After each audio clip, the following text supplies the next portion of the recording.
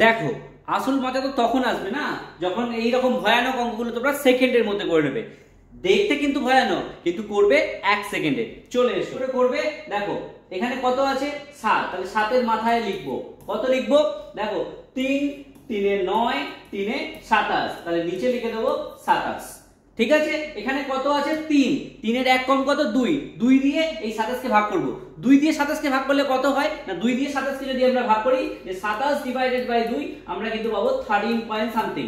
Something কে ভুলে যাব, শুধুমাত্র 13 লিখবো, এটাই অ্যান্সার। ঠিক আছে, চলো এটা দেখো কিভাবে করব। 10 আছে, তাহলে লিখবো 10।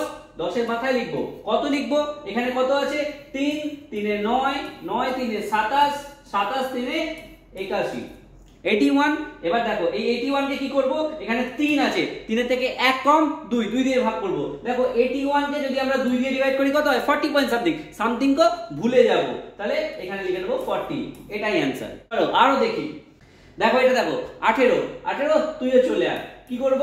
18-এর মাথায় লিখবো কত? লিখবো 4, 4 16, 4 64। 64 কে কি করব? 4 আছে, 4-এর থেকে 1 কম 3। 64 কে কি করব? 3 দিয়ে ডিভাইড করে দেবো, কত হয়?